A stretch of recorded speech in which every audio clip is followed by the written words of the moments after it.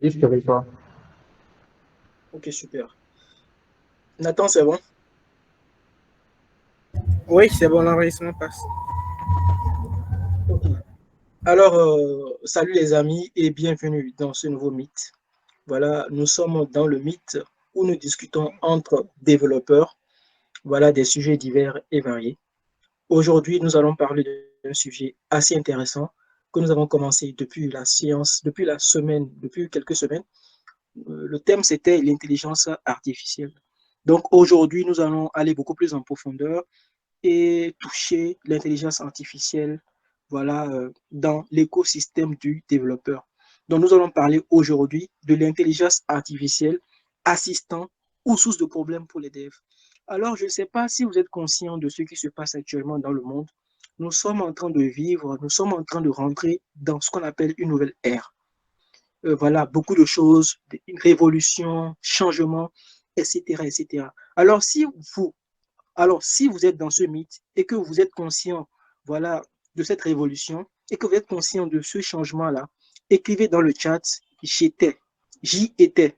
J'étais à cette époque-là. Dans 50 ans, vous allez dire à vos enfants, à vos petits-enfants que j'étais à cette époque quand ça se passait. J'étais là, c'était devant mes yeux que cette transition était en train de faire. Alors, n'hésitez pas à écrire le chat et écrire j'y étais. J'y étais, voilà, j'y étais. C'est un moment historique que nous sommes en train de vivre, même si vous n'êtes pas vraiment conscient de cela. Voilà, j'y étais. Donc, pour pouvoir développer ce thème, nous avons invité, voilà, quelqu'un qui s'appelle Aziz Vorez. Il va nous parler un peu de, voilà, intelligence artificielle, source de problèmes pour les devs ou assistants. Alors, je le laisse se présenter rapidement et puis sans transition, on va commencer. Bonsoir, me recevez? Allô? Me recevez bien? Oui, on te reçoit, Aziz. Ok, parfait. D'abord, je salue tout le monde, tous les participants qui sont là. Je me nomme Sovi Aziz Forez, je suis développeur Python. Euh, je travaille actuellement au sein de Innofine, qui est une entreprise spécialisée dans la transformation digitale des entreprises. Et depuis quelques temps, pour ne pas dire quelques années, je m'intéresse beaucoup plus au- à la data, à tout ce qu'on peut faire avec la donnée. Non seulement pour les entreprises, mais aussi pour les utilisateurs comme nous. Ok. Vous me recevez bien maintenant? Est-ce que vous avez un écouteur? Si oui, peut-être que c'est peut-être la source du problème. Ou bien un casque. Si vous pouvez le retirer, peut-être, je ne sais pas. Le son est un peu faible façon.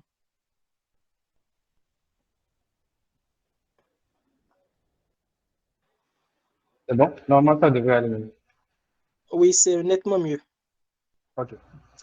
Donc, je disais que je suis Sovin Aziz Forez, je suis développeur Python et je travaille au sein de Innoframe, une, en- une entreprise qui est spécialisée dans la transformation digitale des entreprises. Et depuis quelques années, je m'intéresse beaucoup plus à la data, à l'intelligence artificielle, à tout ce qu'on peut faire avec et les possibilités que cette révolution nous offre en tant qu'humains, non seulement d'abord pour les entreprises, après à nous, développeurs, et aussi pour tout le monde en tant qu'humain. Donc, pour ma présentation, c'est ça, de façon très amassée. Ok, super. Bien, Aziz, tu vas essayer de nous dire un peu, de nous rappeler un peu, c'est quoi l'intelligence artificielle pour des gens qui n'étaient pas là la semaine dernière et de nous dire un peu pourquoi l'intelligence artificielle a été créée. C'est quoi vraiment son but, au fait? J'en parle nous un peu du contexte. Pourquoi l'homme a pensé inventer ce qu'on appelle l'intelligence artificielle? C'est quoi sa vocation? C'est quoi son but? De façon ramassée un peu, essayer de nous mettre au même niveau d'information. Voilà pour les gens qui n'étaient pas là, par exemple, pour le mythe dernier. Je ne sais pas si la question elle est claire à ton Oui, niveau. oui, la question elle est très claire.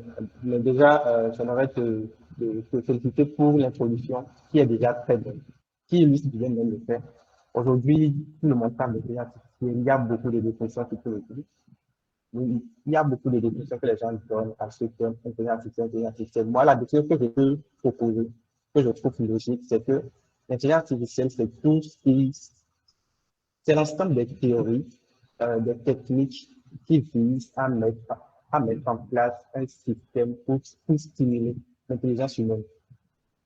C'est véritablement ça. Donc, c'est tous les systèmes, les théories, les techniques qu'on met en place pour voir stimuler l'intelligence d'un espèce dans un domaine. Donc, c'est ça qu'on peut appeler intelligence artificielle. Et on voit aujourd'hui son implication dans beaucoup de domaines, que ce soit la santé, le transport, l'éducation et beaucoup d'autres. Comme par exemple, on voit l'intelligence artificielle que Tesla développe pour les voitures autonomes. Où nous avons la possibilité actuellement, c'est déjà effectif aux États-Unis, où on peut rouler sans avoir de chauffeur. Juste avec l'autopilote de Tesla, tu peux rouler comme on te semble, il n'y aura pas de souci. De l'autre côté, il y a aussi des méthodes artificielles développées par Doctissimi. Je ne sais pas si vous connaissez, c'est une plateforme en France qui est beaucoup plus dans le domaine de la métèque. Ou avec ça, par exemple, les radiologues n'ont plus vraiment besoin d'interpréter les images de radiographie pour les patients. Mais c'est une intelligence artificielle qui s'occupe de ça et qui sort toutes les données qu'il faut. Et puis, ça permet aux radiologues d'aller plus vite. Il y en existe tellement. Et puis, récemment, on ne peut pas parler d'intelligence artificielle actuellement sans parler de ChatGPT qui fait le buzz actuellement. Donc, aujourd'hui, on a ChatGPT qui est tellement immense en termes de connaissances, en termes d'intelligence et ce qu'il propose d'abord à nous, les développeurs, à tout le monde. Donc, déjà pour la définition, c'est ça, c'est l'ensemble des théories et des techniques mises en œuvre pour pouvoir stimuler l'intelligence humaine. Maintenant, la question concernant son origine et sa vocation. Je ne vous coupe pas. Il y a mon collègue qui a un problème avec le son. Je ne sais pas. C'est vrai que j'ai aussi du mal à vous entendre. Si vous pouvez faire un effort par rapport à ça, parce que nous sommes en train d'enregistrer, donc il nous faut quand même, je ne sais pas quoi. Nathan, essaie de, s'il se, voilà quoi, essaie de voir ce que ça va donner et tout. Je pense que c'est ça. Ok.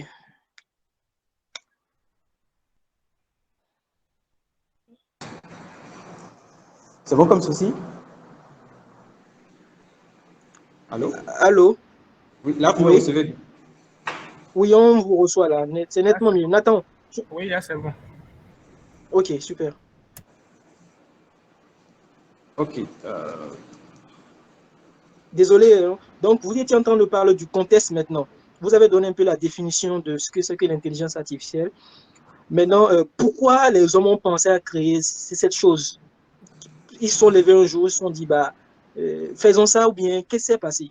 Quelle est l'origine de cette intelligence artificielle? Pourquoi les hommes ont commencé à penser à l'intelligence artificielle? Pour répondre à cette question,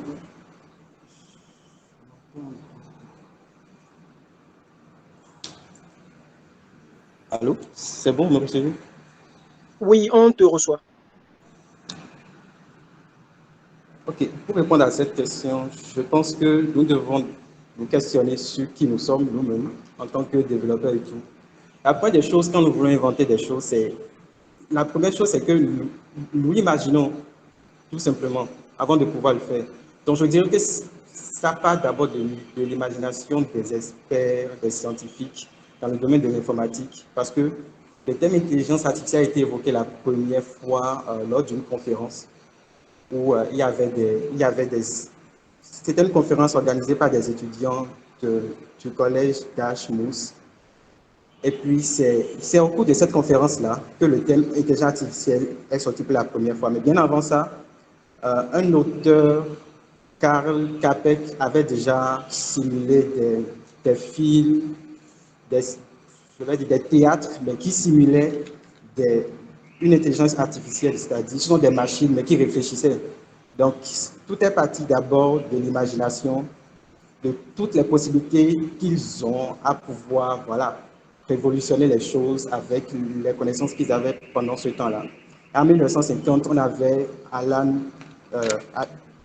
le scientifique Alan, qui fait la première publication sur le sujet. ce qui a même conduit au test de Turing qui permet de vérifier si une machine ou un système est doté d'une intelligence artificielle ou pas. Donc, après ça, les recherches ont continué, aucune découverte n'est figée, ils ont fait beaucoup de recherches dans ce domaine. Et c'est en 1956 qu'on a eu vraiment un premier outil d'intelligence artificielle qui était nommé Logic Theories, qui est un logiciel qui réalise des théorèmes de mathématiques. Donc, les premières intelligences artificielles qui étaient créées, c'était pour les maths. Grâce à cette intelligence artificielle, par exemple, ils pouvaient rapidement développer des théorèmes mathématiques. Après ça, ils ont continué avec les recherches. Vu que c'est l'informatique, ce n'est pas figé, ça bouge. Ça a continué, ils ont inventé les traducteurs avec le chercheur Noam. On a inventé les traducteurs pour traduire un mot russe en anglais et autres. C'est en 2001 que voilà un film nommé L'Odyssée de la vie, je ne sais pas si vous connaissez, a montré, dans le film on voyait une intelligence artificielle qui pouvait piloter un drone, un vaisseau spatial. Donc ça c'est le premier cas réel qu'on pouvait voir, qui était vraiment une science-fiction, mais on voyait l'utilité vraiment de l'intelligence artificielle. Donc à partir de 2001, il y a beaucoup d'inventions dans ce domaine. Google s'est intéressé au sujet, beaucoup de startups sont nés. Facebook et autres, tous les GAFAM, les géants du web se sont vraiment intéressés au sujet et on en est là aujourd'hui. Il y a beaucoup d'outils qui sont développés dans ce domaine, beaucoup de solutions, beaucoup de systèmes qui sont développés. Voilà, dans le domaine de l'intelligence artificielle. Donc, c'est un peu ça le contexte. Je pense que tout est parti de l'imagination. Et c'est comme ça, dans la plupart des cas, quand il s'agit d'une révolution, ça commence toujours par la science-fiction. Ils l'ont imaginé, ils l'ont vu. Même ici, en Afrique, au Bénin particulièrement, quand on parlait d'intelligence artificielle, en 2000, 2004, 2008, c'est même 2010, certains disaient que c'est de la science-fiction, ça c'est dans le télé, on peut voir ça. Mais aujourd'hui, c'est une réalité, on y est. On voit l'intelligence artificielle s'impliquer dans un peu de tout. Le gouvernement s'intéresse énormément à ça. Récemment, ils ont fait sortir le plan stratégique de l'intelligence artificielle au Bénin. Donc, tout est parti d'abord de l'imagination, de la volonté à repousser les limites, le progrès, aller de l'avant. Et puis, nous en sommes ici aujourd'hui. Donc, c'est un peu ça le contexte. Ok, merci déjà pour ces éclaircissements. Donc, tout part de l'homme, tout est parti de l'homme et tout vient de l'homme. Finalement, c'est l'homme qui est à la base de tout ce qui arrive aujourd'hui. Moi, sincèrement, j'avais cru que l'intelligence artificielle, c'était un truc qui était biologique, au fait. Je ne compte pas d'intelligence, c'était plus un truc biologique. Mais bon, il y a eu de science-fiction derrière, il y a eu pas mal de choses derrière, peut-être. Oui, effectivement, permets-moi de rebondir. Il y a véritablement une différence. Quand on parle d'intelligence artificielle, ça se voit même. On parle d'artificiel, c'est un truc qui n'est pas naturel, c'est artificiel. Donc, c'est complètement différent de l'intelligence humaine. C'est complètement un truc fabriqué par l'homme. Très souvent, quand on parle d'artificiel, c'est un truc qui est fabriqué, qui a été bricolé par nous-mêmes, les humains. C'est quand ça vient de l'autre, c'est-à-dire de Dieu, ou que c'est totalement naturel qu'on peut parler d'intelligence humaine. Donc ici, nous sommes dans un truc qui est complètement inventé par l'homme. Dieu nous a juste créé et nous, grâce à notre intelligence, nous avions maintenant inventé, nous, notre intelligence qui est l'intelligence artificielle. C'est ça. Ok, super. Je ne vais pas vouloir rentrer dans les bizarreries au risque de me perdre et au risque de tirer un peu sur le sujet. J'aimerais que tu nous dises un peu comment cette intelligence-là peut nous aider aujourd'hui en tant que développeur en 2023. Tu es aussi développeur. Comment cette intelligence artificielle peut être pour nous aujourd'hui un outil puissant pour pouvoir accélérer le processus de développement aujourd'hui en 2023? Je ne sais pas si tu as reçu la question. C'est bien reçu. Avant de parler de ça, laissez-moi vous rappeler rapidement l'objectif ultime de l'intelligence artificielle. L'objectif que l'intelligence artificielle vise, ce pourquoi ça existe, ce pourquoi tout est centralisé là actuellement, on veut radicalement faire en sorte que ça évolue, c'est que l'intelligence artificielle vise premièrement à permettre à l'homme d'avoir à permettre à d'exécuter plus rapidement les tâches qui autrefois étaient très compliquées pour les humains.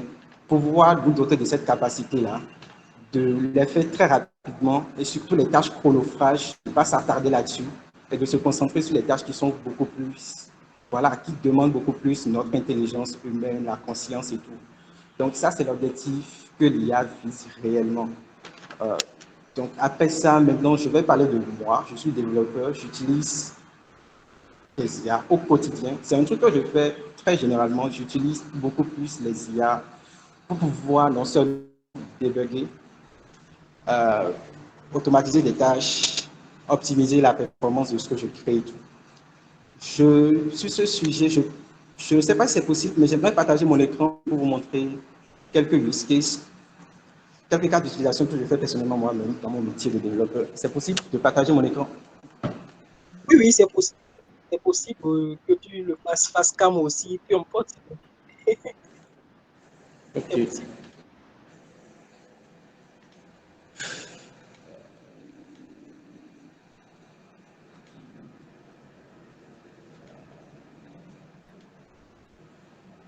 Bien. Je pense que vous voyez déjà mon écran. Oui, on voit l'écran. Ok. Je vais prendre un projet.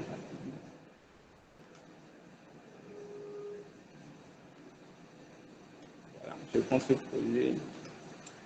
Par exemple, j'utilise VS Code très souvent. Donc, à mon VS Code, j'ai installé ChatGPT, l'extension de ChatGPT qui est disponible gratuitement. Avec ça, par exemple, j'ai la possibilité de rapidement chauffer une app. Je prends une vue 5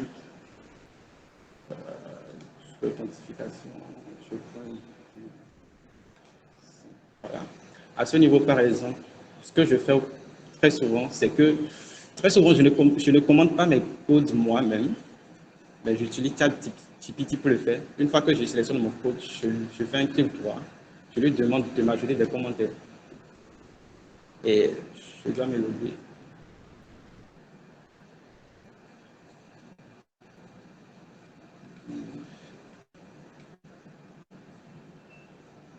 Waouh! Bizarrement, j'ai toujours assez, mais aujourd'hui, il me demande l'API que je dois encore récupérer pour pouvoir mettre. Mais déjà, c'est ça, je vous montre juste ce que j'essaie de faire avec tous les jours. C'est que ici, quand je sélectionne mon code et que je viens ici, j'ai la possibilité de lui dire, de m'ajouter des tests unitaires qu'on fait très souvent pour pouvoir tester si le code fonctionne, s'il n'y a pas d'erreur, s'il n'y a pas de bug. Je peux lui demander de trouver un bug et il trouve très rapidement. Pour nous, les développeurs, par exemple, si Ojanda est développeur et que je lui envoie mon code pour me débugger, c'est que je dois lui prendre le temps de lui expliquer mon code. J'ai fait telle chose à tel état, mon code est structuré de telle façon. Mais ChatGPT, je n'ai pas besoin de lui dire ça. Je lui demande juste de me trouver le bug en sélectionnant la partie concernée. Et voilà, il m'explique mon code, il me dit là où il y a un souci, ce qu'il y a à faire. Quand on prend également pour optimiser, voilà, il propose un code plus court, moins bad code pour pouvoir vraiment faire le tour de façon très simple et très rapide. Je peux également lui demander de m'expliquer le code. Par exemple, quand j'ai des soucis et que je passe sur GitHub, trouver un repo qui est semblable à ce que je suis en train de faire, je peux lui demander de t'expliquer mon code. Et là, il m'explique très clairement ce que le code signifie, quelles sont les fonctions qui sont utilisées, quelles sont les valeurs qui sont utilisées et tout. Je peux également lui demander de m'ajouter des commentaires. Ce qu'il fait excellemment bien. Je ne sais pas comment est-ce qu'il arrive à détecter les variables, ce que les variables font, l'utilité de chaque variable. En fonction de tout ça, il me met en même temps les commentaires très justes. C'est quelques rares fois que j'ai corrigé les commentaires qu'il a mis lui-même. Je peux également lui demander de compléter du code. C'est un truc que je fais très rarement parce que je m'écris tout moi-même. Et puis voilà, ce sont des possibilités que ChatGPT m'offre à moi. Avec mon équipe actuellement, sur les projets que nous travaillons, il y a un de nos développeurs dans le space qui peut témoigner. Quand nous avons un souci, mon premier réflexe, c'est ChatGPT. C'est là-bas que je pars d'abord pour voir. Est-ce que je n'ai pas commis une erreur par hasard? Est-ce qu'il n'y a pas de possibilité de faire? Et maintenant, quand ça nous dépasse, là, on se met vraiment à rechercher nous-mêmes. Comment est-ce qu'il faut faire? Mais dans la plupart des cas, ChatGPT propose toujours une solution. Donc ça, c'est déjà une façon une façon très, très simple de la façon dont ChatGPT peut nous aider en tant que développeur. Donc, moi, en tant que développeur quotidien, ça m'aide en faisant ça. Et puis, ça m'aide également à détecter des bugs, à créer des tests unitaires de façon très rapide, à optimiser mon code et aussi à générer du code. À un moment donné, on voulait travailler sur un projet où il fallait customiser le modèle user de Django. Donc, qu'est-ce que j'ai fait? J'ai tout simplement essayé de dire à ChatGPT que je veux créer un user avec tel et tel champ. Nous voulons juste l'email, mot de passe, c'est un truc que nous pouvons faire nous-mêmes. Mais pour aller plus vite, je lui ai posé la question. Il m'a sorti le code questionnement. J'ai juste pris le code, j'ai collé, j'ai évolué. Donc ça me permet de gagner énormément de temps, de faire les choses beaucoup plus vite qu'autrefois. Autre chose, c'est que quand je rencontre des bugs, je copie mon erreur et je ne vais pas coller là-bas. Et dans la plupart des cas, il me saute toujours la résolution. Et puis, c'est tout comme si c'était un expert qu'on a mis à disposition pour pouvoir évoluer plus vite dans ce que je fais. Normalement, si je rencontrais des bugs et que ça me dépassait, je dois appeler un consultant, je dois appeler un ami qui est plus fort que moi pour pouvoir m'aider. Mais actuellement, j'en ai plus besoin parce que ChatGPT est là. Bien vrai, ça a ses limites. Quelquefois, il fait des erreurs. Et quand on lui rappelle, il dit oui, véritablement, c'est une erreur. Je m'en excuse. Et je pense qu'ils prennent ça en même temps en compte pour ne pas refaire les autres fois. Donc, ce sont déjà des tips et beaucoup de pistes, beaucoup de moyens qu'on peut utiliser actuellement en tant que développeur pour tirer profit vraiment des IA qui existent aujourd'hui. Donc, c'est un peu ça. Je ne sais pas si j'ai répondu à votre question. Oui, déjà, tu nous as donné assez d'éléments. Déjà, moi, je ne savais pas que l'extension existait, le ChatGPT. Je viens de voir tout à l'heure. Il y en a déjà pas mal. Peut-être que tu vas nous envoyer le lien de l'extension que toi, tu utilises. Peut-être. Ok, pas de souci. Voilà. Je l'envoie. Effectivement, tes explications, c'est effectivement aujourd'hui un assistant pour les développeurs afin de les permettre de pouvoir aller beaucoup plus vite et de pouvoir voilà, optimiser en temps et en performance. À t'écoutant, j'ai l'impression que tu es toujours à côté d'un expert développeur, un super expert. Voilà, c'est comme si tu n'as plus besoin en fait d'un consultant ni d'un expert. Tu travailles lorsque tu as des problèmes. Voilà, l'expert il est là pour te dire, te guider, te donner tout simplement les informations qu'il faut. Maintenant, est-ce que dans le chat, est-ce que quelqu'un a des questions là à poser avant qu'on ne continue? Je suppose Oui, que tout ce que voilà, permets-moi Aziz a dit. de dire un truc.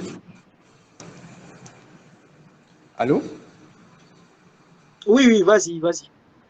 Allez-y. Donc, je voulais dire que actuellement, je trouve ChatGPT très, très évolué avec beaucoup de connaissances, avec beaucoup de choses, avec tellement d'intelligence que moi, déjà, ça me suffit pour pouvoir évoluer dans ma carrière de développeur. S'il y a des bugs, je peux le consulter et tout. Et ce qui est vraiment crucial dans la situation que j'aimerais souligner, c'est que quand j'ai un bug, avant ChatGPT et que je dois solver ça, la première chose que je fais, c'est Google.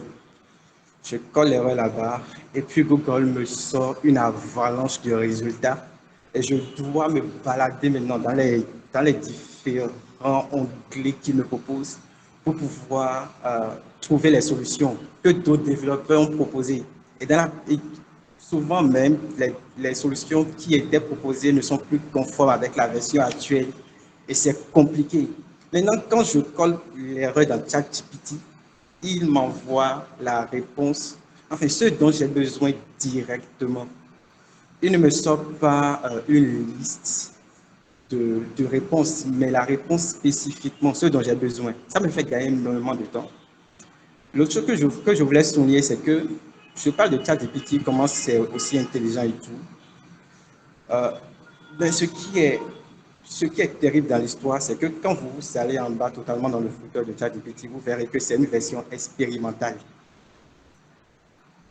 Une version expérimentale qui est déjà techniquement plus bon que moi en tant que dev. Et je pense même plus bon que 95% des devs qui sont participants actuellement. Je ne sais pas si vous voyez l'enjeu, comment ça nous secoue. Je veux vraiment attirer notre attention sur le fait que l'IA actuellement peut faire mieux, parce que je ne pourrais pas quantifier, mais il peut faire tellement mieux que nous. Moi, je suis bon en Python, je suis bon en JavaScript et autres, mais est-ce que je suis bon en C, en Go? Mais ChatGPT, oui, quel que soit le langage, je te sors des réponses. Je ne sais pas si vous voyez l'enjeu. Donc, j'aimerais vraiment préciser ça, que nous sommes en train d'assister à un truc vraiment ouf et qu'il faut vraiment prendre le sujet au sérieux et vraiment s'intéresser à la chose. Donc, c'était ça. Ok, super. Je sens déjà mon métier, je me sens déjà menacé avec ce que vous venez de dire. Est-ce qu'il y a des questions rapidement? Je suppose que depuis que Aziz a commencé à parler et tout de l'assistant, du puissant assistant qu'est ChatGPT, je suppose que actuellement à chaud, peut-être que vous avez envie de dire quelque chose. Si oui, vous avez quelques secondes avant qu'on ne passe à la suite.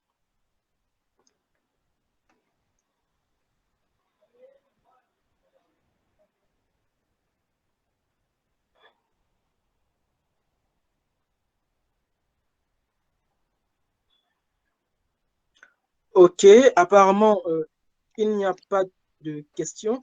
Alors, Aziz, tu peux nous dire, est-ce que selon toi, nous sommes proches de la fin de l'ère du clavier? Donc, c'est-à-dire, Voilà, nous sommes voilà, à la, nous voilà sommes, est-ce que c'est dans 5 ans, est-ce que 5 ans même c'est trop, à la vitesse à cette vitesse-là? Est-ce que tu penses que dans quelques semaines, dans quelques mois, euh, on aura de moins en moins écrit du code dans VS Code? Est-ce que tu le penses? euh, c'est une grande question. Personnellement, je ne pense pas. Même dans 10 ans, je pense que le métier de dev va toujours exister. Mais il y aura beaucoup de changements à faire. Il faut que les devs actuels, avec notre compétence actuelle, notre façon de penser actuelle, il faut vraiment qu'on s'adapte. Le métier de développeur va toujours exister, je pense, jusqu'à 10 ans, jusqu'à les 10 prochaines années. Maintenant, il faut s'adapter pour pouvoir vraiment rester là pendant ce temps-là. Pourquoi je dis ça? Premièrement, parce que actuellement, si je prends un exemple tout bête. Si je prends mon père, c'est vrai, il maîtrise l'outil informatique, il sait bien gérer l'outil informatique et tout, et tout, et tout, et tout. Mais si aujourd'hui, je le mets devant mon ordinateur, je lui ouvre VS Code, je lui donne ChatGPT, et je lui demande par exemple de me créer un blog avec Django, eh bien, il passera son temps, mais ne pourra rien faire. Je ne sais pas si vous comprenez un peu ce que je suis en train de dire. Il passera son temps, mais ne pourra rien faire. Pourquoi? Parce que ChatGPT, d'abord, il faut qu'il sache par où commencer. C'est quoi Django? C'est quoi? Il te pose la question, Django, c'est quoi? Maintenant, c'est à partir de ce moment-là qu'il doit prendre connaissance des bases. Il n'était pas développeur auparavant. Il ne sait pas comment réfléchir en tant que développeur, penser déjà à la base de données, à comment les tables seront créées, à tout ça, tout ça, tout ça. Vraiment la méthodologie. Il n'a pas ça. Même si ChatGPT lui fournissait toutes les réponses qu'il faut, il y aura des thèmes techniques qui vont à un moment donné l'embrouiller. Trop d'informations à la fois, trop de nouvelles notions à la fois, il va sans doute s'embrouiller. Du coup, la seule personne capable de comprendre l'IA actuellement, l'IA d'aujourd'hui, ce sont les développeurs. Je parle beaucoup plus de notre métier. Quand une IA doit exécuter une tâche dans le développement web, développement mobile ou le développement en général, il faut nécessairement un développeur pour le comprendre. Sinon, il aura beau parler, mais celui à qui il parle ne comprendra pas. Du coup, c'est d'abord, nous en tant que dev, on a actuellement ce privilège-là de comprendre l'IA, de mieux cerner ce qu'il dit, de savoir comment organiser les choses pour pouvoir produire du résultat. Donc, si on prend l'exemple de mon père, il peut finir par le faire, mais il prendra énormément de temps. Il prendra énormément de temps qu'il vaut mieux qu'il le confie à un développeur pour lui faire le boulot. Donc, je ne sais pas si vous voyez l'enjeu. Donc, pour moi, le code, ça existera toujours. Et jusqu'à présent, là où nous parlons, il n'y a pas encore une IA qui va te faire sortir un projet complet en termes de code. Tu dis, je veux un blog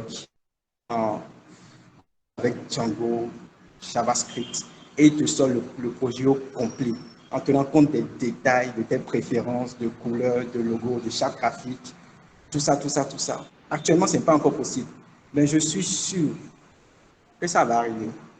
Si déjà ChatGPT est à une version expérimentale et donne ce résultat, ChatGPT est basé sur une technologie nommée GPT. Il y a eu GPT-1, GPT-2, GPT-3. Actuellement, ils sont à GPT 3.5. C'est 3.5 qui tourne actuellement sur ChatGPT que nous avons. Et s'ils ont déjà cette capacité-là, imaginez ce que ChatGPT 10 ou 5 même donnera. Du coup, ça va arriver. Mais moi, je pense que le métier de dev ne va pas disparaître de sitôt. Ça prendra son temps. Ça restera.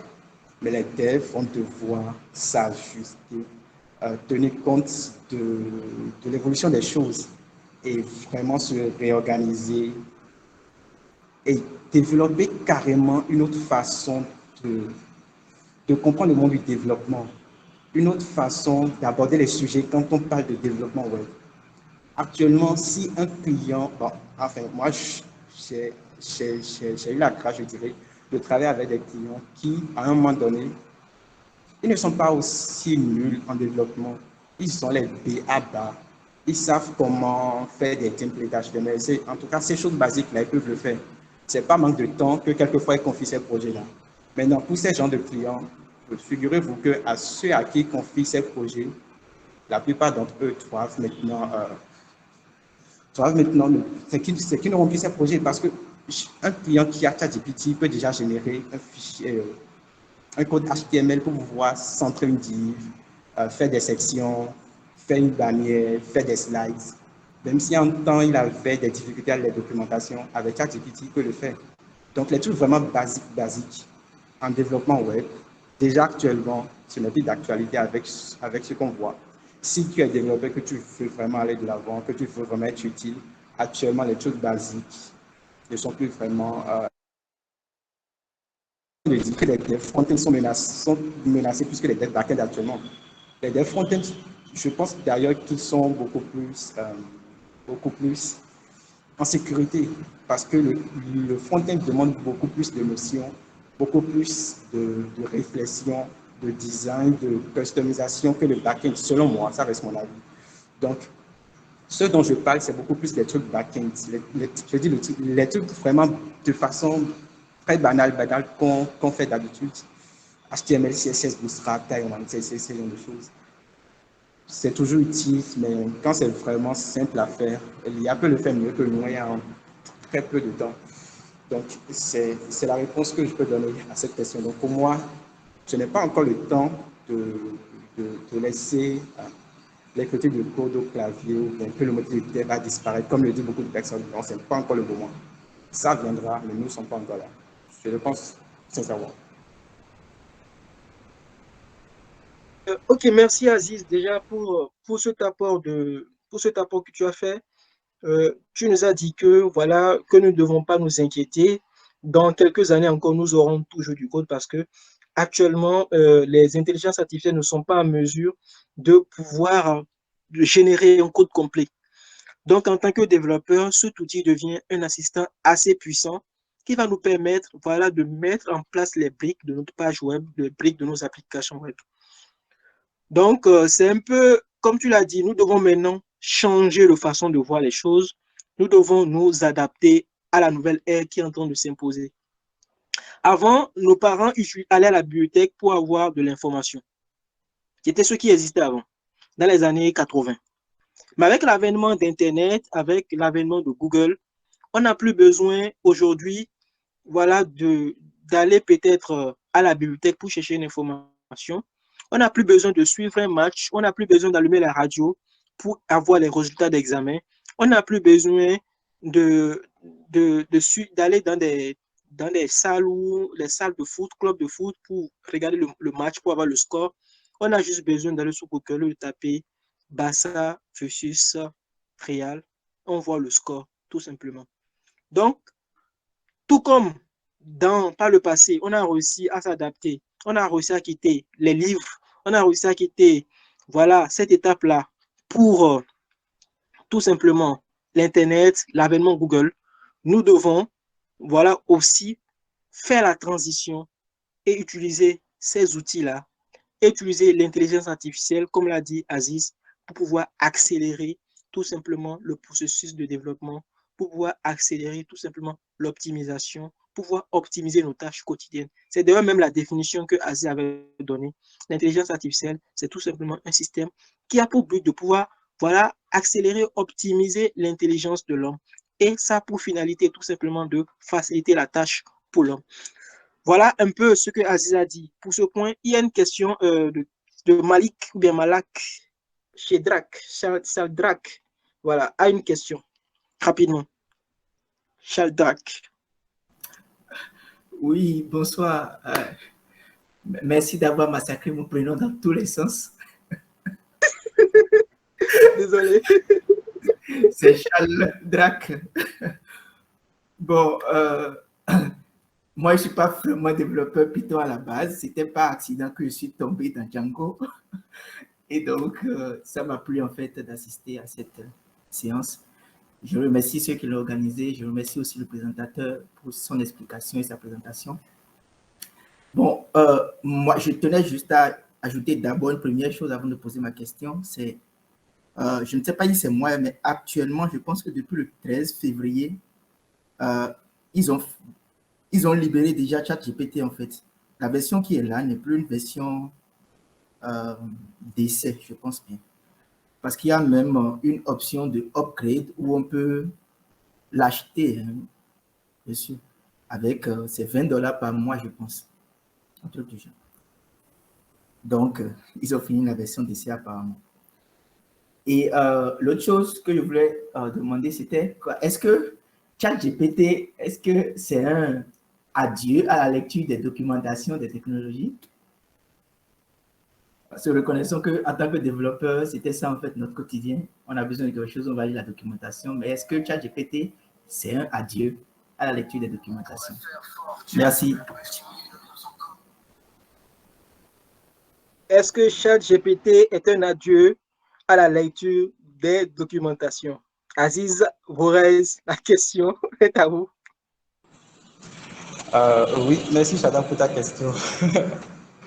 Effectivement, depuis le 13 février, ChatGPT, il y a une version plus, il y a une version free. Mais c'est toujours précisé au niveau, toujours en bas, que l'aperçu est gratuit pour la recherche. Notre objectif est de rendre les systèmes d'intelligence artificielle plus naturels et plus sûrs. Vos commentaires nous aideront à améliorer. Donc, ils sont toujours en amélioration. Pas encore la version finale. Ce dont je parle, c'est quand ça va vraiment évoluer, atteindre vraiment ce niveau-là de version. Nous sommes plus à la version expérimentale, nous n'avons plus besoin vraiment d'amélioration, que quelquefois beaucoup de mises à jour, et que c'est vraiment une version vraiment perdue qui est là. Maintenant, pour revenir à ta question, à mon avis, les documentations pour moi, en tout cas, depuis un certain temps, je ne lis plus les documentations. Je me contente de mon chat GPT. Maintenant, c'est vrai que je suis vraiment un maniaque de la lecture. Donc, quelquefois, je peux même dire tous les soirs, je suis très souvent sur Medium pour pouvoir lire des articles de d'autres devs sur le développement, sur Django REST Framework et autres. Donc, ça, c'est parce que j'aime lire, j'aime apprendre des autres, c'est tout. Sinon, si j'ai un bug et que je dois débugger, actuellement, la documentation n'est plus prioritaire pour moi. C'est quand ChatGPT n'arrive pas à me donner la réponse qu'il faut, bien n'arrive pas à me satisfaire que ouais, je peux maintenant faire des recherches. Parce que d'abord, c'est un truc qui entend m'énerver. Quand j'ai un bug et que j'envoie dans Google,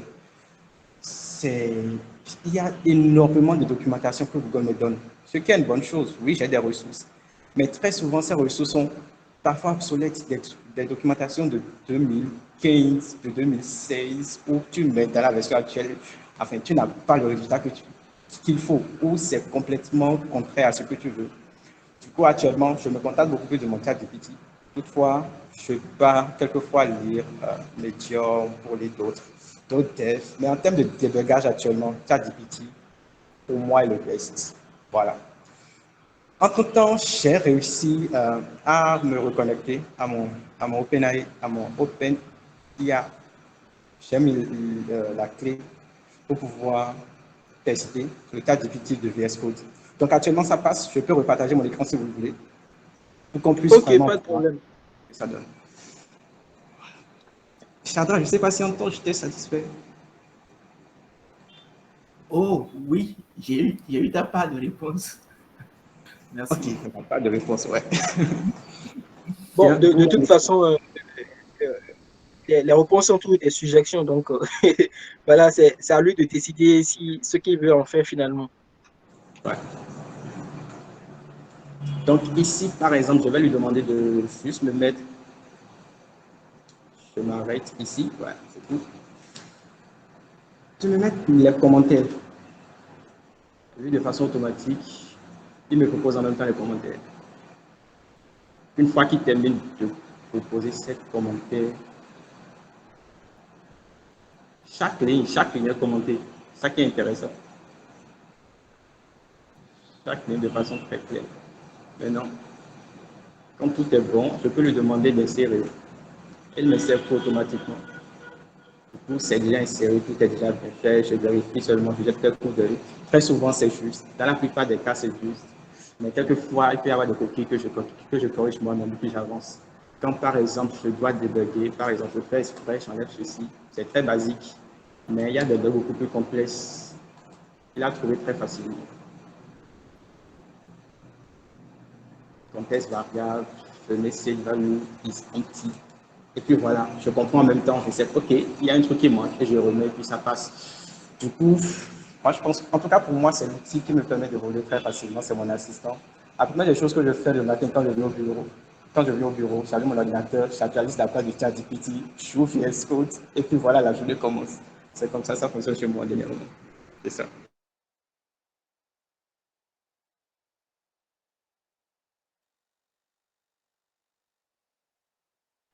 Ok, super. Alors, dis-nous, Aziz, quel conseil tu peux donner, par exemple, à des personnes qui débutent aujourd'hui en développement, à des personnes qui n'ont peut-être pas connu l'époque, l'ancienne époque, voilà, bon, nous sommes tous dans la même époque, dans la même ère, mais quel conseil tu peux donner à des personnes qui débutent aujourd'hui en matière de développement, qui veulent se lancer dans le développement? Et quel conseil tu peux nous donner, nous, afin que nous puissions mieux exercer avec efficacité notre métier de développeur?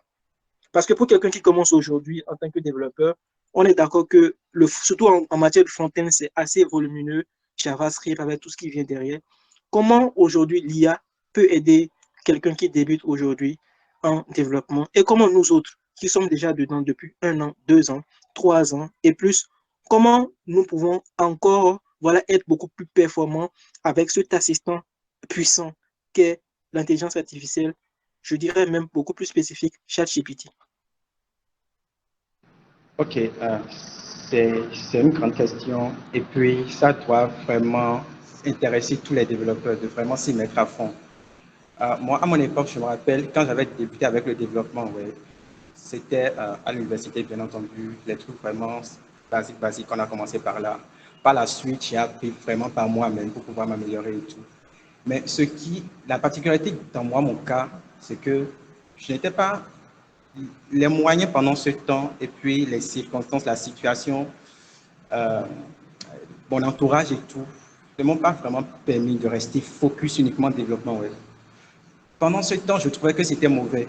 Mais aujourd'hui, je vois que aujourd'hui, c'est un atout pour moi. Parce que j'ai une vue transversale sur tous les métiers je vais dire du web. Comme du design UI jusqu'au développement web, j'ai une idée très claire de comment les choses peuvent se passer, de comment on peut en fait collaborer ensemble avec tous les autres métiers du web pour pouvoir travailler. Et puis, s'il y a un développeur qui est vraiment débutant, si je dois lui donner un conseil actuellement, c'est qu'il garde en tête que si aujourd'hui, si IA plus lui, en tant que développeur, jeune développeur, n'est pas supérieur à IA sans lui, c'est qu'il y a un problème. Du coup, je ne sais pas si vous comprenez vraiment si vous voyez la profondeur de ce que je suis en train de dire, aujourd'hui, nous ne pouvons plus nous permettre d'être IA plus moi est égal à une intelligence, tout simplement. Est égal à une intelligence sans moi. IA plus moi ne peut pas être égal à une intelligence qui fait les choses mieux que moi. Mais IA plus moi doit être vraiment supérieur à l'intelligence de l'IA même. C'est sur ça que j'aimerais véritablement attirer l'attention de tout le monde. Donc, cela demande à ce qu'on puisse s'intéresser au métier qui demande vraiment de l'organisation. Parce que l'IA peut tout faire aujourd'hui, mais ne peut pas organiser, ne peut pas gérer des projets. L'IA n'est pas transversal. Il ne maîtrise pas, il ne peut pas faire beaucoup de choses à la fois. Si actuellement, les modèles qui sont développés, c'est spécifique pour une seule chose. C'est spécifique pour une seule chose. Une IA pour pouvoir lire les radiographies. Il fait uniquement ça. Une IA pour gérer, comme ChatGPT, pour être question-réponse avec les utilisateurs. C'est uniquement pour ça. Il ne peut prendre un projet et gérer. Donc, au-delà de tout, je pense qu'il est important, en plus du coach, il faut apprendre le code, il faut maîtriser le code. Maintenant, pour être développeur aujourd'hui, ce n'est plus le développeur que j'ai été en temps, HTML, CSS, PHP, Laravel, enfin des trucs vraiment que tout le monde sait faire actuellement. Mais ça sera beaucoup plus évolué, vraiment pouvoir faire des choses beaucoup plus avancées avec le développement. Des choses de débutants simples, basiques, sont rapidement remplaçables. Des choses qui ne demandent pas assez de réflexion, de conscience, de critique pour pouvoir mettre en place, vont certainement être remplacées au plus vite. Donc, conseil, gardez à l'esprit que l'IA plus moi, l'IA plus vous, doit être supérieur à l'intelligence de l'IA. Donc, en fonction de ça, maintenant, calibrez-vous. Apprenez des métiers que l'IA ne peut pas rapidement remplacer. C'est déjà ça, gestion de projet, pouvoir communiquer avec les autres, pouvoir discuter avec les développeurs, pouvoir mettre les métiers du web ensemble pour évoluer sur un projet. L'IA actuellement ne peut pas faire ça. C'est vrai qu'en temps, j'ai vu une publication où il y a une startup où la CEO était une intelligence artificielle. Je ne sais pas comment ça se passe actuellement. Je vais me renseigner pour voir si ça se passe bien avec eux. Du coup, je ne sais pas. Il faut maintenant avoir cette capacité-là de pouvoir s'attaquer aux choses transversales, avoir une idée sur un peu de tout, avoir vraiment le sens, l'esprit critique et avoir la force de raisonner, toujours en dehors de la boîte. Voilà. Être vraiment un outsider, vraiment réfléchir en dehors de la boîte, pouvoir faire les choses que l'IA ne peut pas remplacer tout de suite. Le développement existera, il faut apprendre à coder, mais mettre vraiment l'organisation au cœur de tout, ce que l'IA ne peut pas rapidement remplacer. C'est tout. Merci Aziz pour cette intervention. Voilà, IA plus moi doit être supérieur à moi. IA plus moi doit être supérieur à IA. Puisque voilà, Non, c'est pas ça? Je me suis trompé. Ce qu'il faut retenir toujours, c'est que l'IA plus moi doit être supérieur à l'intelligence de l'IA. À l'intelligence de l'IA. Oui. Voilà. Bon, de toute façon, il y a ton intelligence à toi, plus son intelligence à lui. Donc, la somme doit forcément dépasser, quoi. Merci déjà. Merci pour cette intervention. Merci pour tout ce que tu nous as appris là. Alors, dis-moi, qu'est-ce que, voilà, si aujourd'hui, bien si dans un futur proche, quel genre de métier tu vas nous conseiller, par exemple, des métiers d'avenir? Est-ce que tu nous conseilles de rester développeur? Si telle est notre passion. Sinon, on sait que les développeurs ont cette facilité de changer de casquette. Sinon, dans le tech, quel genre de poste, quel genre de métier penses-tu que voilà, on pourrait aller vers ces métiers-là plus rapidement? Ce qui est sûr, quand il y a un avènement, quand il y a une nouvelle ère, il y a des gens perdent des métiers, des gens perdent le poste pour de nouveaux postes, quoi. Donc, c'est un truc comme ça. Voilà. Qu'est-ce que tu vas nous conseiller, par exemple, si ça devait payer? Oui, effectivement, il faut vraiment prendre le sujet au cœur, voir si voilà, le métier de développeur, si ça ne restait pas, quel métier virer. Tout de suite, on voit les métiers que ChatGPT peut supprimer, mais on ne voit pas directement les métiers que ça crée. ChatGPT, bon, et les intelligences artificielles en général vont sans doute créer énormément de métiers. Ça, c'est sûr. Et comme je le disais dans la question précédente, l'intelligence artificielle plus moi doit forcément supérieure à l'intelligence de l'IA. Si les développeurs créent seulement HTML, CSS, Bootstrap, mais l'intelligence de l'IA plus ton intelligence n'est pas supérieure à l'intelligence de l'IA. L'IA peut le faire très rapidement et mieux que toi. Du coup, les deux ne donnent plus vraiment un plus-value. Donc, du coup, c'est important de pouvoir vraiment garder ça à la tête. L'intelligence artificielle plus moi doit être supérieure à l'intelligence de l'IA. Pour moi, actuellement, je n'ai pas de conseil vraiment catégorique à donner. Mais à mon avis, moi, perso, j'étais toujours intéressé par tout ce qui touche la data. Pas forcément l'IA, mais beaucoup plus la data, tout ce qu'on peut faire avec la data, et surtout comment utiliser la data, les données des entreprises pour les aider à mieux comprendre leur marché, à mieux comprendre leurs clients, à proposer les meilleurs services, à améliorer leurs produits. C'est un truc qui m'a toujours intéressé et je me formais là-dedans. Et si actuellement, je pense que si actuellement l'IA doit changer de métier, je pense que ce métier sera un peu difficile à changer. Je vais parler du métier de data science, le métier de les ingénieurs de la donnée, pouvoir raisonner avec la donnée, pouvoir créer des product market fit en utilisant la donnée des entreprises, en raisonnant avec la donnée proposée et être fort de proposition pour une entreprise. Je pense que tout de suite, l'IA ne pourra pas vraiment le faire parce que pour pouvoir le faire, ouais, il faut récupérer de la donnée, il faut les traiter, il faut les nettoyer, il faut les conserver, il faut tenir compte des situations de l'entreprise, ainsi de suite. Et c'est vrai, à la longue, peut-être que ça se fera parce que c'est de la technologie, ça évolue très rapidement. Mais tout de suite, il faut nécessairement la conscience humaine pour pouvoir comprendre ce qu'il y a à faire et pouvoir faire des positions concrètes dans ce domaine. L'autre chose que je vois, si dans la politique, on dit que si ton adversaire est plus fort que toi, il faut tout faire pour te rallier à lui, pour être son ami. Du coup, moi, je pense que le métier de développeur d'IA pourrait être également une débouchée très importante dans le futur. Comme ça, on pourra travailler sur les modèles qui existent déjà, pouvoir les améliorer, parce que les IA qui sont développés actuellement sont des développeurs qui travaillent. Ces développeurs ne sont pas censés rester là pendant 20 ans, 30 ans.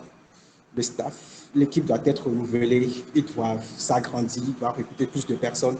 Donc, ça représente une aubaine également de pouvoir se former au métier de développeur IA, d'ingénieur IA et autres, et s'intéresser à la situation. Il y a beaucoup d'autres métiers, comme le métier de consultant, pouvoir l'idée des teams de dev, entreprise qui a des devs, mais qui n'a pas un lead pour manager tout ça, pour penser avec sa conscience, avec son expérience. Et l'équipe dev, bah, ils peuvent avoir les meilleurs développeurs. Peut-être qu'ils les auront, mais c'est compliqué. Du coup, pouvoir atteindre ce niveau-là, de lead des teams, ce sont des métiers, par exemple, que l'IA ne peut pas remplacer très. Si, comme je le disais, il faut avoir de l'organisation, l'esprit critique. Je veux parler beaucoup plus des gestionnaires de projets dans le domaine du développement.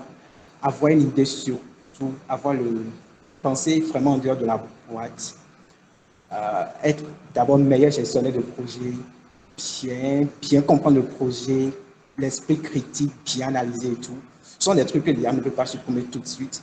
Et il faut dire qu'il y a deux types d'IA. Il y a l'IA faible et l'IA forte. Tout ce que nous avons jusqu'à présent, c'est l'IA faible. L'IA actuellement n'a pas encore de conscience. Ça n'a pas encore de conscience. Ça ne peut pas prendre des décisions par elle-même. Dire, OK, j'ai tel type de données de façon répétée, alors je prends telle décision et de son propre gré, il exécute automatiquement. Jusqu'à présent, Dieu merci, on a toujours la mèche sur elle. Mais à la longue, c'est sûr, on aura, moi je pense déjà qu'en 2050, on aura déjà les IA fortes qui peuvent véritablement prendre des décisions par elles-mêmes, analyser la situation, prendre des décisions. Un chercheur demandait, par exemple, on crée une IA forte, qui veut prendre une décision, qui veut exterminer par exemple le monde et qui veut développer des stratégies dans ce domaine. Et que voilà, l'ingénieur peut tout faire pour pouvoir l'arrêter. Vu qu'il est l'ingénieur, comme c'est une IA forte et que c'est lui qui l'a développé, il peut rapidement débrancher, c'est-à-dire le mettre obsolète et puis voilà, ça ne fonctionne plus. Et la réponse qu'on lui a servi, c'est que ça sera presque impossible parce que nous, en tant qu'humains, l'information circule dans notre neurone 100 mètres par seconde, selon ces mots. Et par contre, au niveau des puces, de l'IA, des fibres et autres, c'est 300 000 km par seconde. Donc avant même que l'humain ne pense à ça, c'est sûr que l'IA forte a déjà pensé à ça et puis voilà. Il prend sa décision lui-même, il devient vraiment autonome et puis voilà, il agit. Donc ce sont des risques. Et puis avant qu'on arrive en 2050, je pense qu'il y a beaucoup de choses à faire encore. Et vraiment, c'est pas ça. Vraiment développer l'esprit critique, penser en dehors de la boîte, manager les gens, la relation. L'IA peut tout faire aujourd'hui sans supprimer les relations humaines. Du coup, je pense que c'est déjà un point sur lequel les devs peuvent déjà travailler tout de suite pour pouvoir être utiles, même en étant développeur. C'est ça. Donc, comme je le disais en introduction, j'y étais, les gens l'ont mis dans les commentaires, j'y étais. Donc, en 2050, lorsque nous serons face à tous ces éléments-là, on pourra se rappeler qu'en 2023, dans un meet avec Aziz Gorez, on avait écrit dans le chat, j'y étais. Comme l'a dit Aziz Gorez, tout simplement, si ton ennemi est plus fort que toi, mieux vaut ne pas être son ennemi, mieux vaut ne pas combattre, mieux vaut ne pas être en rivalité avec lui, mieux vaut être son ami, tout simplement. Alors, de ce que j'ai compris de son partage, l'intelligence artificielle est en aucun cas une menace pour le métier de développeur. Si tu es conscient que voilà, tu es développeur et que tu dois évoluer dans ton domaine, tu dois prendre sur toi que l'intelligence artificielle, à l'état où nous sommes actuellement, c'est un assistant. Comme il le disait, moi, plus mon intelligence plus intelligente plus l'intelligence de l'intelligence artificielle, je me suis un peu perdu, doit être supérieur à celui de l'intelligence artificielle de base.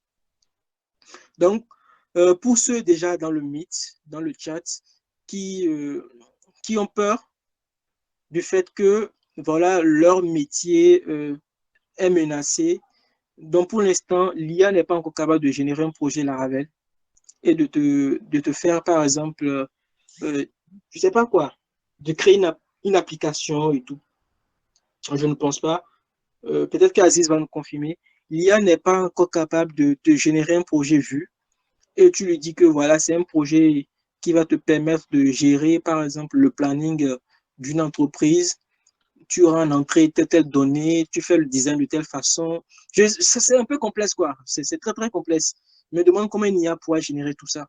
Donc, si tu es développeur front-end, déjà, tu as à te rassurer que voilà, l'IA, en tout cas, ne va pas quand même venir sur ce terrain-là de sitôt. Donc, tu as intérêt plutôt à utiliser cette IA-là pour pouvoir tout simplement faire ces choses-là, mais de façon correcte, quoi. Tout simplement. Voilà, au risque de me répéter, voilà un peu ce que Aziz a dit. Déjà, on va prendre une petite pause et s'il y a des questions à poser, on va les poser et tout.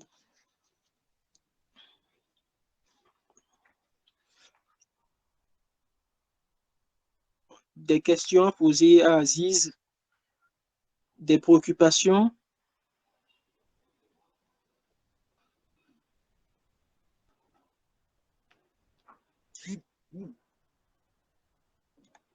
Donc,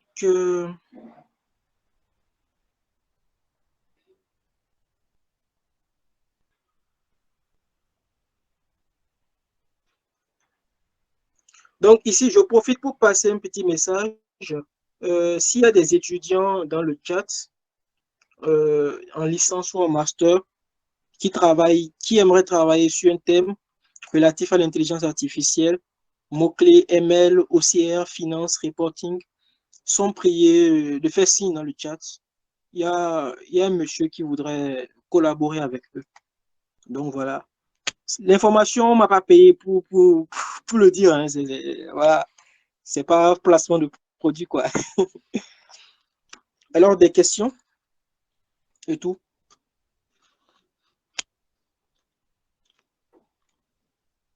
N'hésitez pas à poser les questions pour plus d'éclaircissement.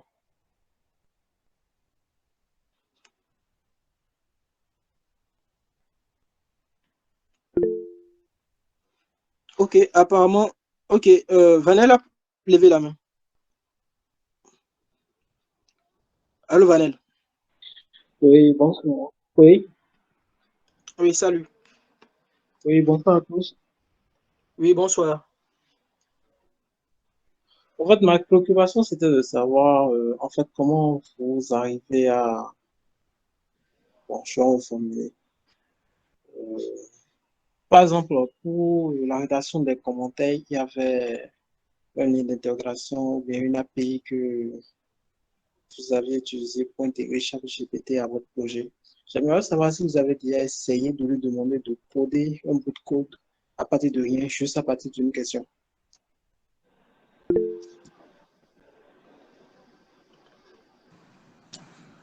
Oui, j'ai entendu. Merci pour ta question. Oui, je l'ai essayé une fois. Je le disais au début que, par exemple, je voulais customiser le modèle user pour pouvoir connecter mon utilisateur juste avec l'email et le mot de passe. C'est vrai que je pouvais le faire, mais ça me prend plus de temps. Je lui ai demandé maintenant le code que j'ai inséré, puis j'ai continué. Et puis voilà. C'est aussi possible de le faire. Ok, super. Oui, oui, j'aimerais savoir s'il est parti de rien, juste la question test, mais il est parti de votre projet de base, d'un bout de code de votre projet, ouais, juste à partir de la question. Non, il n'est pas parti de mon projet, mais plutôt de ce que je lui ai servi comme information. J'ai même spécifié les champs dont ils font tenir compte. Du coup, ça qui m'a généré le code. Et vu que mon projet était vraiment au début, je n'avais pas encore, je n'avais pas encore essayé quelque chose. C'est vraiment au début. Du coup, je ne tenais pas, je ne tenais pas compte des paramétrages, des choses déjà prédéfinies pour pouvoir lui servir une information. Donc, c'est juste les trucs basiques, les champs dont j'aurais besoin. Et puis, j'ai fait que c'est Django et puis c'est tout. Imaginez le code. D'accord, je vois. Maintenant, c'est fait sur le site de ChatGPT ou bien vous avez utilisé une API pour le faire? Oui, c'est faisable directement sur le site de ChatGPT même. Moi, je suis plus focus sur l'extension qui est dans VS Code pour moi. Aller là-bas encore, c'est... Enfin, je réduis tout ce qui peut me perdre le temps. Du coup, je suis focus ici, j'ai l'extension, j'active là, je lui écris, il me répond, j'insère en même temps. D'accord, merci. En fait, ma question, c'est parce que j'avais déjà essayé de lui demander de me rédiger un modèle à partir d'un certain nombre de classes, d'entités, mais il m'a dit carrément qu'il ne pouvait pas le faire. Donc, bon, peut-être que j'étais dans une version un peu plus basse que la OK, vôtre. OK, super. Je viens d'envoyer le lien dans la discussion. Peut-être qu'on n'a pas les mêmes extensions. Tu peux essayer ça. Sinon, chez moi, ça passe. Ça ne prendra pas trop de temps si on veut l'essayer tout de suite, si c'est possible de le faire.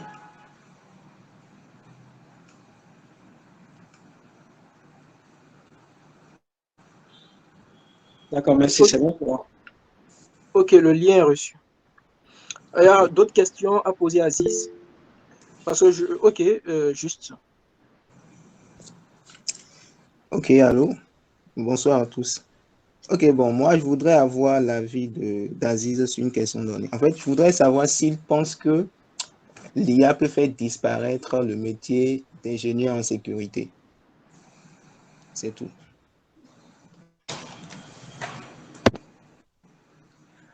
OK, merci juste pour ta question. Ingénieur en sécurité, je pense perso, à mon avis, que ça ne sera pas facile à remplacer. Ce n'est pas que c'est impossible. Il y a 20 ans en arrière, tout ceci était impossible à faire. Maintenant, c'est possible. Du coup, ce n'est pas que c'est impossible de le faire, mais je pense que ça sera très compliqué de pouvoir remplacer le métier d'ingénieur en sécurité parce que ça dépend de beaucoup de choses. Il y a beaucoup de choses dont il faut tenir compte. Par contre, l'IA aujourd'hui peut permettre d'améliorer les systèmes d'information qui existent en faisant des propositions. Par exemple, il m'analyse mon code, il me propose le code plus optimisé. Et puis, pour les soucis de sécurité également, il tient compte de tout ça pour pouvoir proposer. Maintenant, ça dépend de l'environnement, des trucs qui sont utilisés, il y a beaucoup de choses. Du coup, je pense que ça ne peut pas tout de suite remplacer le métier d'ingénieur en sécurité. Mais ça reste une possibilité. Comme en informatique, tout est possible. Ok, bon, en fait, tout de suite, j'ai eu une nouvelle question. Bon, quand on prend les IA aujourd'hui, on les entraîne à partir des datas. Donc, quand on prend par exemple ChatGPT, il a certainement été entraîné avec des codes qui sont déjà écrits par des développeurs, de vrais développeurs, hein, etc., etc. Maintenant, si on suppose que ces codes-là n'existent pas, c'est qu'on peut dire que ChatGPT ne sera pas, bien disons, ne peut pas écrire du code. C'est parce que des développeurs ont écrit le code à la base qu'il peut écrire du code. Maintenant, si par exemple, disons, l'IA arrive à effacer les métiers de développeurs, est-ce que ça ne cause pas un problème à l'IA? C'est qu'il ne pourra pas se développer en lui-même. En fait, c'est pour dire que je pense que, quel que soit Alpha, le métier de développeur n'aura pas un gros choc, quoi. Parce que l'IA aura toujours besoin de lui pour se développer et exister également. Oui, juste, je suis complètement d'accord avec toi. Maintenant, je vais te faire voir quelque chose et je vais nous faire voir quelque chose par là. Si vous ne le savez pas, avec des expériences, surtout dans le domaine de la data et autres, si vous ne savez pas, actuellement, nous avions deux métiers, chacun d'entre nous, indirectement, sans le savoir. Vous aviez votre métier actuel et le second métier, c'est que vous entraînez des IA. En tant que développeur, on est sur les réseaux sociaux, on poste des trucs. En fonction de nos expériences, de nos cas rencontrés, on fait des posts en fonction. Sur GitHub, on met des repos, on crée quand on découvre des bugs, on crée comment on appelle, enfin, on crée des requêtes pour pouvoir résoudre ça. Après, on dit que voilà, maintenant c'est bon, le bug est résolu. Même nos commits également, ça porte de message, tel bug a été résolu et on push. C'est tout ça qui permet aujourd'hui à GitHub de développer GitHub Copilot. On ne sait pas d'où est-ce que la data vient, mais GitHub Copilot est extrêmement bon en génération de code. Donc, c'est vrai que l'IA utilise la data. Ça, c'est indéniable. Et puis, c'est ça qui fait même que face à l'IA, l'Afrique est vraiment derrière parce qu'on n'a pas vraiment de grandes entreprises ici qui ont de la donnée. Alors que, par exemple, actuellement, ce sont les USA et la Chine qui sont vraiment en tête parce qu'ils ont les données du monde. Avec Facebook, Google. Google sait tout ce qu'on fait. Même ici, nous sommes participants, ils savent que nous sommes en train de faire une méta actuellement. Donc, s'ils veulent des informations, ils les auront. Actuellement, nous n'avons pas ces data-là. Donc, actuellement, autant que nous sommes en tant que développeurs, on entraîne également des IA sans le savoir.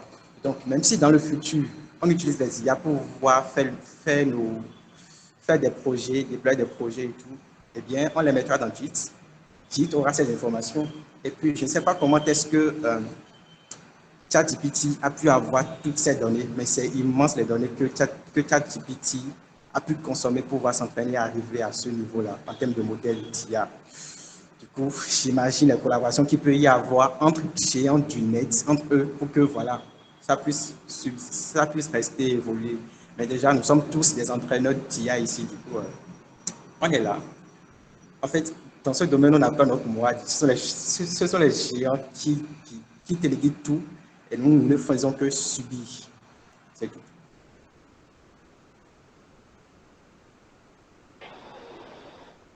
Ok, super.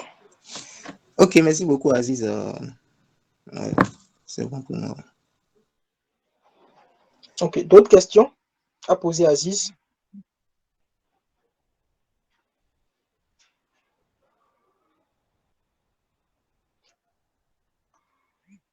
Nous sommes dans l'instant, nous sommes à la fin, hein.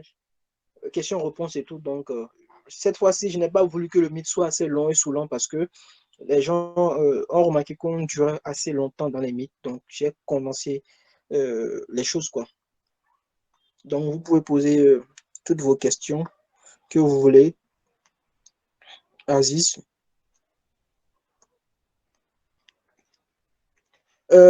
Aziz, par rapport au lien que tu envoies pour VS Code, je ne l'ai pas encore installé. Lorsque j'installe l'extension, en fait, est-ce que c'est directement disponible? Est-ce que je peux directement discuter avec ChatGPT ou bien il me faut quelque chose? Oui, une fois que tu l'auras installé, il va te demander à te loguer. Et pour te loguer, il va te demander l'API. Donc pour ça, il faut aller sur le site de OpenAI. J'envoie ça. Il faut aller ici. Moi, j'ai vraiment du mal à aller sur le site de ChatGPT parce que je trouve que Non, c'est... c'est pas sur le site de ChatGPT, c'est la plateforme Oui, oui, d'OpenAI. oui, en fait, pour juste discuter avec l'intelligence, en fait, je suis tellement habitué à Google que mais si c'est dans VS Code, je pense que ça sera beaucoup plus simple puisque j'ai tout le temps mon VS Code allumé, quoi. Donc, Oui, c'est tout effectivement comme ça. toi, Une fois que tu auras installé l'extension, ça va te demander une clé, la clé de l'API que tu vas récupérer sur le lien que je viens d'envoyer. Une fois que tu auras mis ce lien, ça va te loguer et puis voilà. Ça sera intégré dans ton VS Code. À chaque fois, tu cliques, tu l'utilises.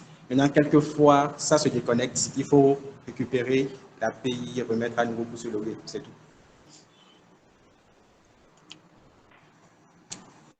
ok, super. Je vais tester. Alors, Vanel, tu avais levé la main, Vanel, pour une question rapidement. On ne veut pas aussi trop traîner dans le mythe. Oui, ma préoccupation, c'était de savoir, en fait, on vient de parler de l'impact de l'IA sur le métier de dev, pour les devs principalement. Mais si on se met dans la peau d'un recruteur, euh, comment dirais-je, est-ce que le recruteur peut se baser sur l'IA pour faire ses recrutements de dev? Je ne sais pas si vous avez compris la question. Oui, j'ai compris la question. Je me dis que déjà, bon, en tout cas, je ne l'ai pas encore vu, mais je pense que c'est déjà, ils le font déjà. Je le pense. Pouvoir, parce qu'aujourd'hui, bon, j'ai essayé des plateformes où, quand tu envoies tes informations personnelles, tu envoies ton CV, ils arrivent à extraire toutes les données du CV en même temps et te remplir un autre formulaire que tu n'as jamais rempli. C'est qu'ils te mettent déjà tes expériences, tes années, où est-ce que, sur quel projet tu as travaillé, en quelle année, ils te mettent déjà tout ça, juste en tenant compte de ton CV. Donc j'imagine que bah, si par exemple il y a un poste de développeur back-end à recruter et que 1000 développeurs postulent, je me demande comment ils arrivent à créer. Si déjà il y a déjà ce système, c'est sûr que l'intelligence artificielle qui a permis de récupérer les données de mon document PDF pour les transcrire maintenant dans un formulaire bien détaillé, peut en même temps faire des propositions en fonction de l'année d'expérience, du nombre de projets sur lesquels tu as travaillé, les conditions que le développeur avait déjà fournies à la base pour pouvoir sortir des profils qui sont vraiment dans les datasets que le recruteur a envoyé. Du coup, je pense que c'est déjà effectif, que c'est déjà fait. Je m'attendais à une question de la sorte où, actuellement, surtout quand on parle de réduction de la pauvreté, comment l'IA va permettre aux gens de pouvoir réduire le taux de la pauvreté dans le monde. C'est une question qu'on pose souvent, on ne sait pas comment est-ce que c'est possible. Mais déjà, c'est ça en fait. L'IA, grâce à l'IA, on peut savoir dans telle zone, il y a plus de monde, il y a plus de personnes, il y a une boom démographique dans cette zone, il y a de chômage. Et quand il y a de chômage, il y a de boom démographique, soit sûr qu'il y aura de pauvreté. Les gens n'ont pas de travail et la population augmente. C'est sûr qu'il y a de pauvreté. En fonction de ça, maintenant, il peut dire, OK, les chômeurs qui sont là, il a leur base de données, c'est ce qu'ils font. Il y a un recrutement quelque part. Il analyse en fonction de la base de données des chercheurs d'emploi et des employeurs pour pouvoir proposer des profils qui sont vraiment dans ces codes-là. Donc, ce sont des possibilités que l'IA a aujourd'hui pour pouvoir pallier à ce problème-là. Je ne sais pas si j'ai répondu à ta question.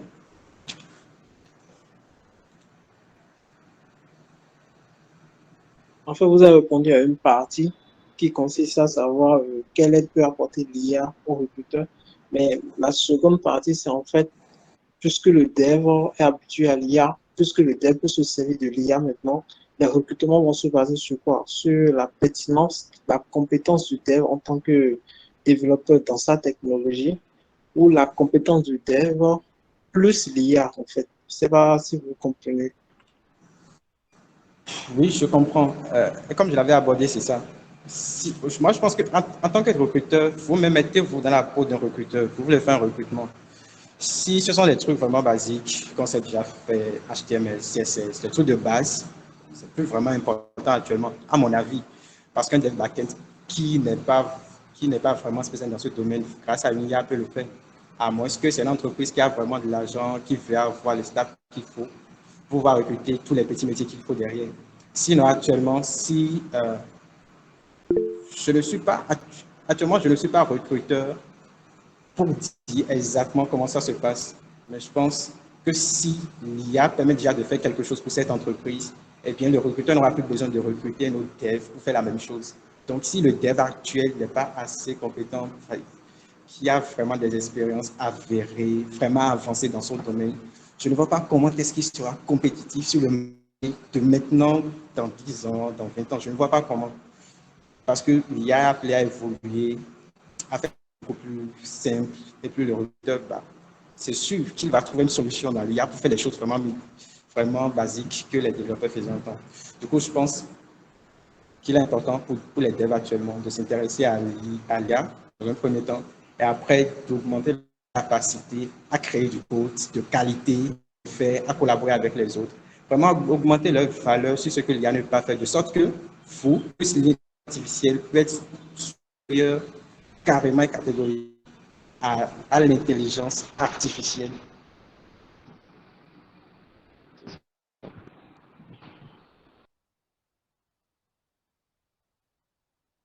Ok, D'accord, merci super, Aziz. c'est bon.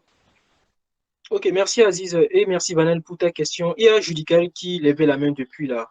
Judical, tu veux poser une question? Bon, j'ai rejoint d'abord, bonsoir à tout le monde. J'ai rejoint le mythe un peu ou beaucoup en retard. Donc, je sais que j'ai raté une bonne partie, mais je voulais beaucoup plus réagir par rapport au sondage lancé dans le groupe Python Bénin. Je ne sais pas si c'est toujours pertinent. Si ce n'est pas pertinent, priez de me le préciser. Oui, c'est toujours pertinent. Je pense que Aziz avait déjà lui donné son avis à chaud par rapport à ça. Le sondage, c'était le fait que, voilà, est-ce que c'était, si je vais encore blesser son prénom, c'est, il avait dit que, est-ce que c'était essentiel je pense que c'est ça, non? Est-ce que c'était essentiel de toujours lire la documentation aujourd'hui avec ChatGPT? Et beaucoup ont répondu dans le groupe, je pense hein, que oui. Bon, je pense que tu veux réagir parce que tu n'es pas forcément d'accord par rapport à ça. C'est bien ça, non? Euh, j'ai un avis mitigé. Ok, tu Bon, peux ma rapidement. position, en fait, c'est, pour être précis, ça dépend. Ça dépend. Il est important pour un développeur de lire et de comprendre les outils et les services qu'il manipule. Ça, c'est la base. Mais avec l'arrivée d'un outil game changer comme ChatGPT, moi, pas plus qu'il y a 2, 3 jours, sinon hier, non pas hier, aujourd'hui, puisque je l'ai fait à nouveau aujourd'hui, j'ai demandé à ChatGPT de me sortir un microservice en Rust pour un truc où j'ai pris près de 3, 4 mois à comprendre la documentation. Parce que j'ai compris la documentation, mais ça m'a pris beaucoup de temps. Il m'a sorti le code, j'ai lu, c'était correct, j'ai mis les clés API, ça passait crème. Ça m'a pris 2 minutes pour lui demander, sors-moi un microservice qui fonctionne avec Kafka ou gRPC. Il me l'a sorti, j'ai testé, j'ai juste remplacé les valeurs que je devais remplacer et ça a marché. Dans ce schéma-là, c'est compliqué pour un développeur d'aller tout bêtement vers la documentation. Si un outil pareil est là pour faire le boulot, c'est vrai, c'est important pour le développeur de comprendre les outils qu'il manipule, mais avec un outil qui vous fait tout le boulot, vraiment, en fait, c'est plus le même stress.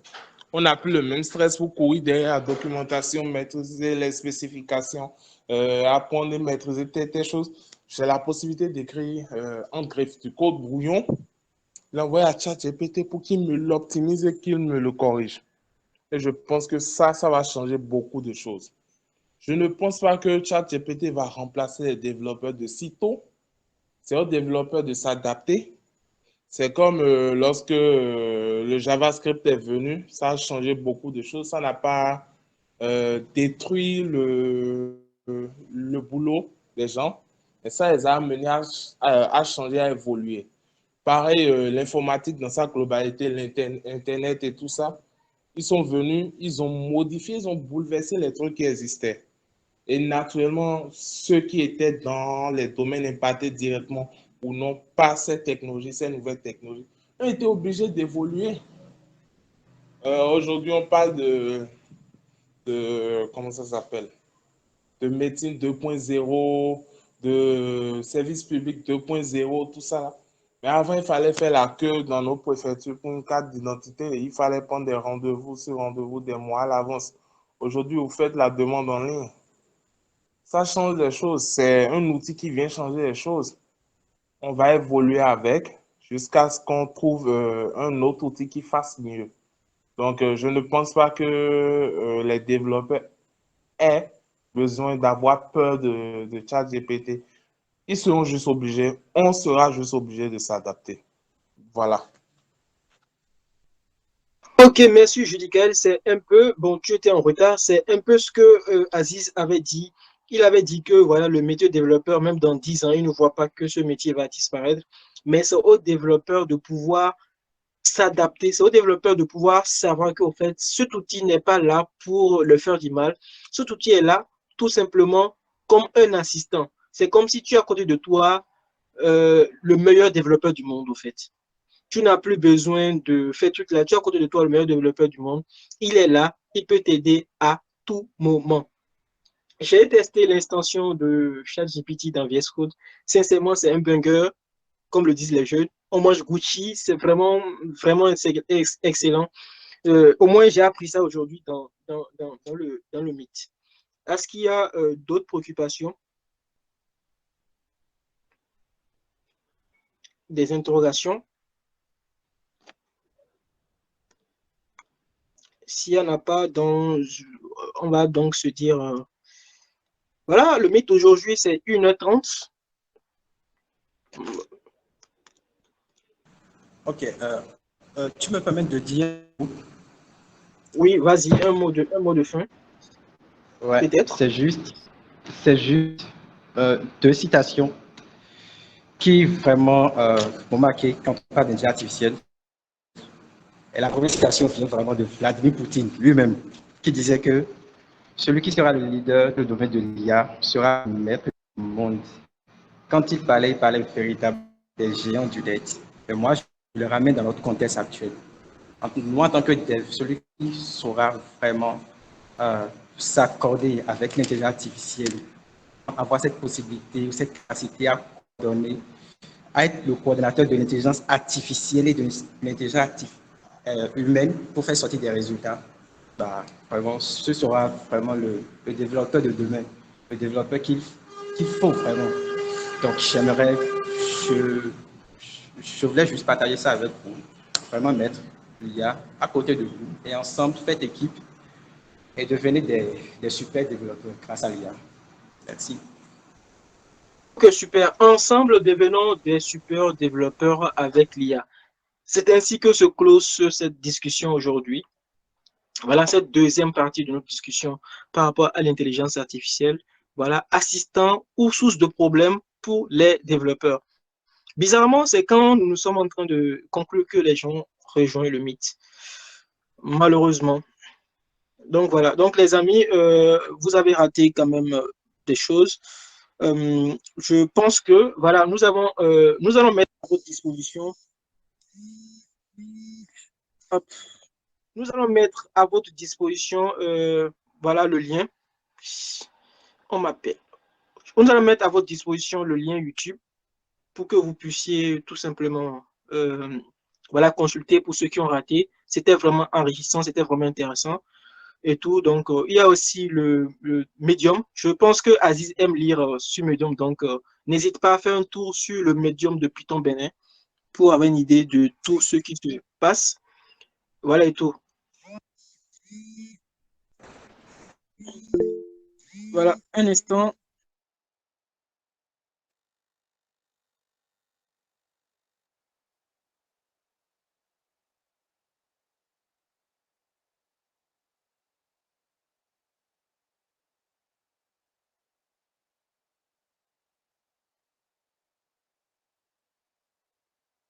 Ok les amis, voilà, c'était tout pour ce mythe. J'espère que vous l'avez aimé, j'espère que vous l'avez apprécié.